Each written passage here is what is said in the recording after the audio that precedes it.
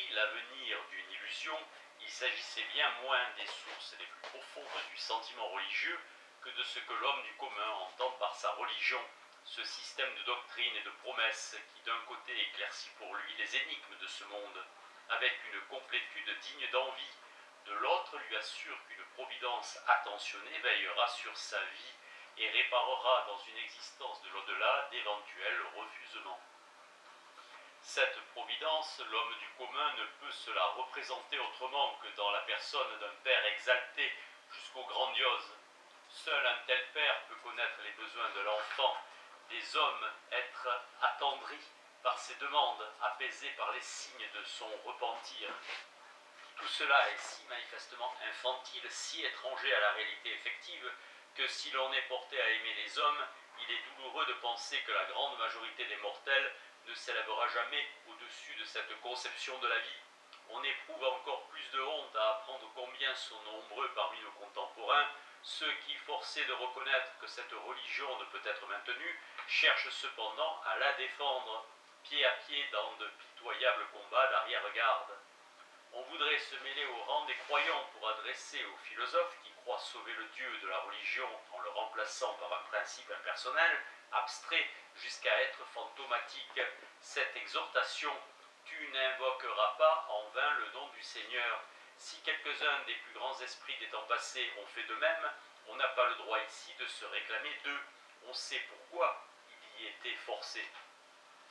Revenons à l'homme du commun et à sa religion, la seule qui devrait porter ce nom. Se présente à nous d'abord le propos bien connu d'un de nos grands parmi les poètes et les sages concernant le rapport de la religion à l'art et à la science. Le voici. Qui possède science et art a aussi de la religion. Qui ne possède ni l'un ni l'autre, qu'il est de la religion. Goethe. D'une part, cette maxime met la religion en opposition avec les deux plus hautes performances de l'être humain. D'autre part, elle affirme qu'elles peuvent se représenter ou se remplacer mutuellement pour ce qui est de leur valeur dans la vie. Si donc nous prétendons contester à l'homme du commun sa religion, nous n'avons manifestement pas l'autorité du poète de notre côté. C'est par une voie particulière que nous tenterons d'avancer dans l'appréciation de sa thèse. La vie telle qu'elle nous est imposée est trop dure pour nous. Elle nous apporte trop de douleurs, de déceptions, de tâches insolubles. Pour la supporter, nous ne pouvons pas nous passer de remèdes sédatifs. Cela ne va pas sans construction adjuvante, nous a dit Théodore Fontane. À un niveau plus bas, Wilhelm Busch dit la même chose dans La pieuse Hélène en 1872. Qui a des soucis a aussi de la liqueur. Ces remèdes, il en est peut-être de trois sortes de puissantes diversions qui nous permettent de faire peu de cas de notre misère, des satisfactions substitutives qui la diminuent, des stupéfiants qui nous y rendent insensibles. Quelque chose de cette espèce, quoi que ce soit, est indispensable. Ce sont ces diversions que vise Voltaire quand il donne comme accord final à son Candide le conseil de cultiver son jardin. L'activité scientifique, elle aussi, est une telle diversion. Les satisfactions substitutives, comme celles offertes par l'art, sont en regard de la réalité des illusions. Elles n'en ont pas pour autant moins efficientes psychiquement. Elles n'en sont pas pour autant moins efficientes psychiquement, grâce au rôle que la fantaisie a assumé dans la vie d'âme. Les stupéfiants influencent notre être corporel en changeant son chimisme. Il n'est pas simple d'indiquer la place de la religion à l'intérieur de cette série. Il nous faudra remonter plus loin. La question de la finalité de la vie humaine a été posée un nombre incalculable de fois. Elle n'a encore jamais trouvé de réponse satisfaisante. Peut-être d'ailleurs n'en admet-elle aucune. Bien des poseurs de questions ont ajouté « s'il devait se faire que la vie n'ait aucune finalité, elle perdrait pour eux toute valeur ». Mais cette menace ne change rien. Il semble bien plutôt qu'on ait le droit de récuser la question.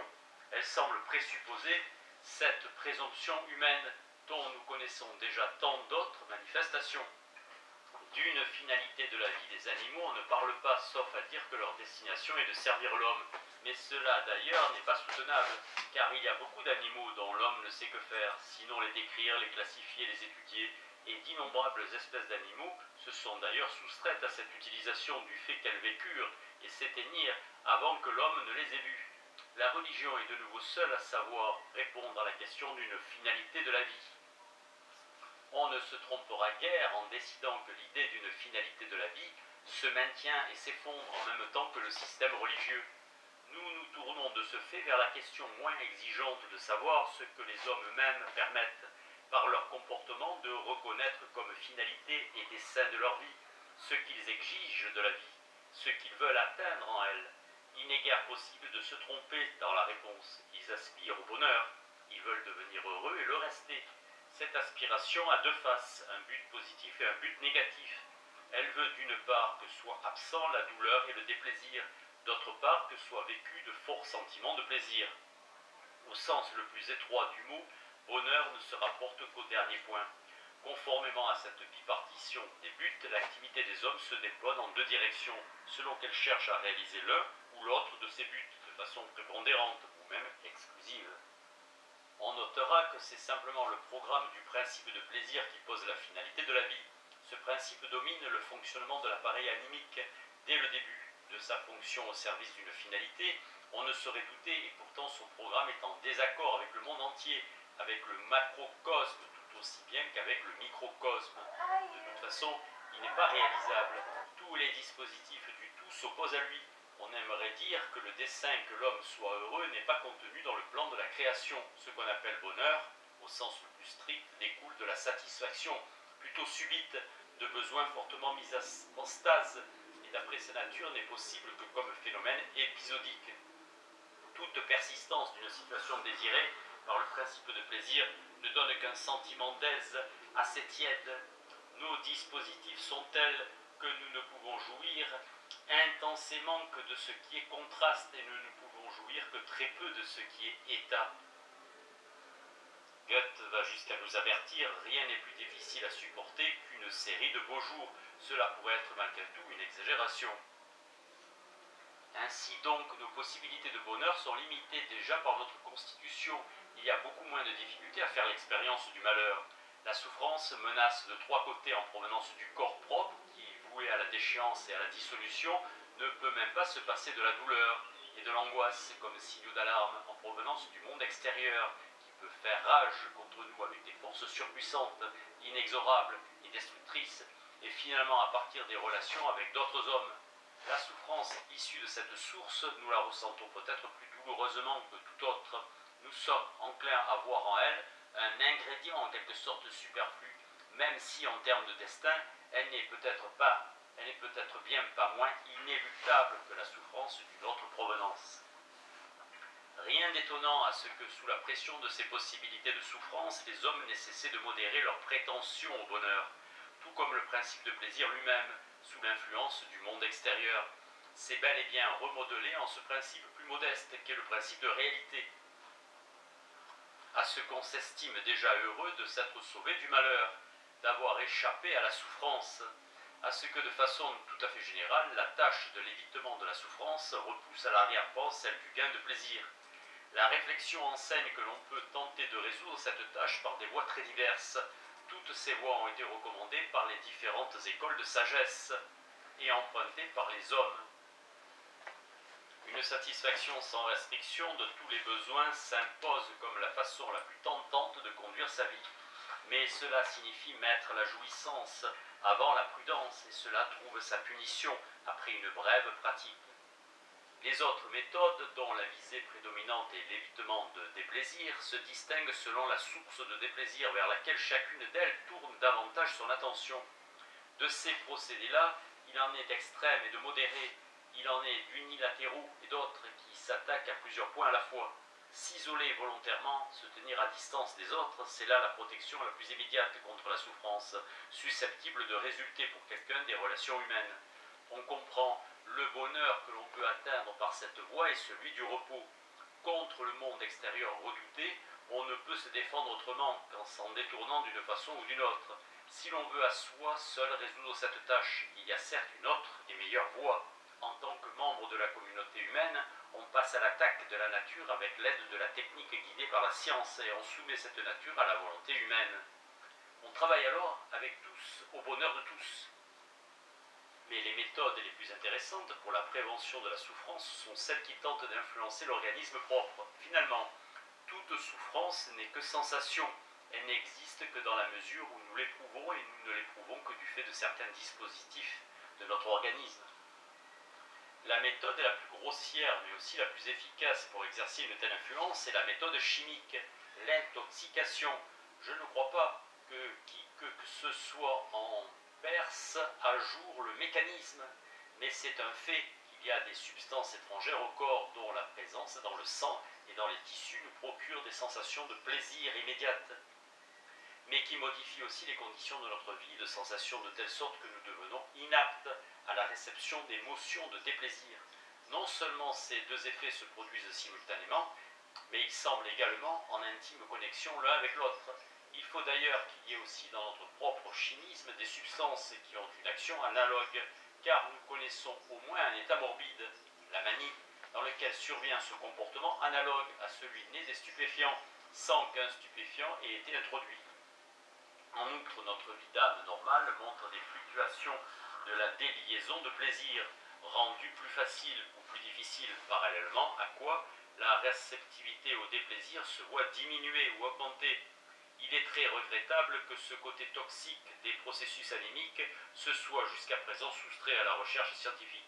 L'action des stupéfiants dans le combat pour le bonheur et le maintien à distance de la misère est à ce point apprécié comme un bienfait que les individus comme les peuples leur ont accordé une solide position dans leur économie libidinale.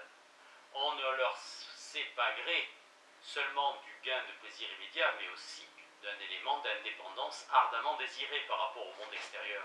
Ne sait-on pas qu'avec l'aide du briseur de soucis, on peut se soustraire à chaque instant à la pression de la réalité et trouver refuge dans un monde à soi, offrant des conditions de sensation meilleures. Goethe, dans le livre de l'Échanson. Cette chère vie se soucie de donner des soucis, le briseur de soucis, c'est le fruit de la vigne. Il est connu que c'est précisément cette propriété des stupéfiants qui conditionne aussi leur danger, leur nocivité. Ils portent le cas échéant la responsabilité de ce que de grands montants d'énergie qui pourraient être utilisés pour l'amélioration du sort des hommes se trouvent perdus sans profit. Mais la construction compliquée de notre appareil anémique permet encore qu'il s'exerce toute une série d'autres influences. De même que la satisfaction pulsionnelle est bonheur, de même une cause de grave souffrance apparaît quand le monde extérieur nous laisse dans l'indigence. Nous refusons l'assouvissement de nos besoins. On peut donc espérer, en agissant sur ces motions pulsionnelles, être libéré d'une partie de la souffrance. Ce mode de défense contre la souffrance ne s'attaque plus à l'appareil sensitif. Il cherche à se rendre maître des sources internes des besoins. À l'extrême, cela devient dès lors qu'on met à mort les pulsions, comme l'enseigne la sagesse de vie orientale et comme le réalise la pratique du yoga. Y réussit-on, on a certes aussi abandonné par là toute autre activité, sacrifié la vie. On a seulement acquis de nouveau par une autre voie le bonheur du repos. C'est cette même voie que l'on suit avec des buts plus modérés si l'on aspire seulement à la domination de la vie pulsionnelle. Ceux qui dominent, ce sont alors les instances psychiques supérieures qui se sont soumises au principe de réalité. Ce faisant, la visée de la satisfaction n'est aucunement abandonnée. Une certaine protection contre la souffrance est atteinte du fait que l'insatisfaction des pulsions tenues en dépendance n'est pas ressentie aussi douloureusement que celles des pulsions non inhibées. Mais en revanche, il y a là de toute évidence un abaissement indéniable des possibilités de jouissance. Le sentiment de bonheur lors de la satisfaction d'une motion pulsionnelle sauvage, non domptée par le moi, est incomparablement plus intense que lors de l'assouvissement d'une pulsion domestiquée. L'irrésistibilité des impulsions perverses, peut-être d'une façon générale l'attrait de ce qui est interdit, trouve ici une explication économique. Une autre technique de défense contre la souffrance se sert des déplacements de libido qu'autorise notre appareil anémique et par lesquels sa fonction gagne tellement en flexibilité. La tâche qu'il faut résoudre est de situer ailleurs les buts pulsionnels de telle sorte qu'ils ne puissent être atteints par le refusement du monde extérieur. La sublimation des pulsions prête ici son aide. On obtient le maximum si l'on s'entend à élever suffisamment le gain de plaisir provenant des sources du travail psychique et intellectuel. Le destin est alors peu de prise sur nous. A alors peu de prise sur nous. Les satisfactions de cette sorte, telles que la joie de l'artiste à créer, à donner corps aux formations de sa fantaisie, celle du chercheur à résoudre des problèmes et à reconnaître la vérité, ont une qualité particulière qu'un jour nous pourrons certainement caractériser métapsychologiquement. Pour l'heure, nous pouvons seulement dire de manière imagée qu'elles nous apparaissent plus délicates et plus élevées, mais leur intensité est abortie, comparée à celle provenant de l'assouvissement de notions pulsionnaires grossières et primaires. Elles n'ébranlent pas notre corporéité. Mais la faiblesse de cette méthode réside en ceci qu'elle n'est pas d'une utilisation générale, qu'elle n'est accessible qu'à peu d'hommes. Elle suppose des prédispositions et des dons particuliers qui ne sont pas précisément fréquents en proportion efficace. Et même à ce petit nombre, elle ne peut pas accorder une parfaite protection contre la souffrance. Elle ne leur procure pas de cuirasse impénétrable aux flèches du destin, et elle fait d'ordinaire défaillance lorsque le corps propre devient la source de la souffrance. En l'absence de prédispositions particulières prescrivant impérativement leur direction aux intérêts vitaux, le travail professionnel ordinaire accessible à chacun peut prendre la place qui lui est assignée par le sage conseil de Voltaire. Il n'est pas possible d'apprécier de façon suffisante, dans le cadre d'une vue d'ensemble succincte, la significativité du travail pour l'économie de la libido. Aucune autre technique pour conduire sa vie ne lie aussi solidement l'individu à la réalité que l'accent mis sur le travail qu'il insère sûrement, tout au moins dans un morceau de la réalité, la communauté humaine. La possibilité de déplacer une forte proportion de composantes libidinales, composantes narcissiques, agressives et même érotiques sur le travail professionnel et sur les relations humaines qui s'y rattachent, confère à celui-ci une valeur qui ne le cède en rien à son indispensabilité pour chacun aux fins d'affirmer et justifier son existence dans la société. L'activité professionnelle procure une satisfaction particulière quand elle est librement choisie, donc qu'elle permet de rendre utilisable par sublimation des penchants existants d'émotions pulsionnelles, poursuivies ou constitutionnellement renforcées. Et cependant, le travail en tant que voie vers le bonheur est peu apprécié par les hommes. On ne s'y presse pas comme vers d'autres possibilités de satisfaction. La grande majorité des hommes ne travaillent que poussés par la nécessité, et de cette naturelle aversion pour le travail qu'ont les hommes découlent les problèmes sociaux les plus ardus. Si dans ce procédé apparaît déjà nettement la visée de se rendre indépendant du monde extérieur, en cherchant ses satisfactions dans des processus psychiques internes, les mêmes traités ressortent plus fortement encore dans le procédé suivant. La corrélation avec la réalité se relâche ici davantage encore. La satisfaction est obtenue à partir d'illusions, que l'on reconnaît comme telles sans se laisser troubler dans leur jouissance par le fait qu'elles s'écartent de la réalité effective. Le domaine d'où sont issues ces illusions est celui de la vie de fantaisie. Il fut en son temps, lorsque s'effectua le développement du sens de la réalité, expressément soustrait aux exigences de l'examen de réalité et resta destiné à l'accomplissement de souhaits difficiles à imposer. En tête de ces satisfactions en fantaisie, il y a la jouissance puisée dans les œuvres de l'art, qui par l'entremise de l'artiste est rendue accessible aussi à celui qui n'est pas lui-même un créateur. Celui qui est réceptif à l'influence de l'art ne saurait la tenir en assez haute estime comme source de plaisir et comme consolation dans la vie. Et pourtant, la douce narcose dans laquelle nous plonge l'art ne fait pas plus que soustraire fugitivement aux nécessités de la vie et n'est pas suffisamment forte pour faire oublier une misère réelle.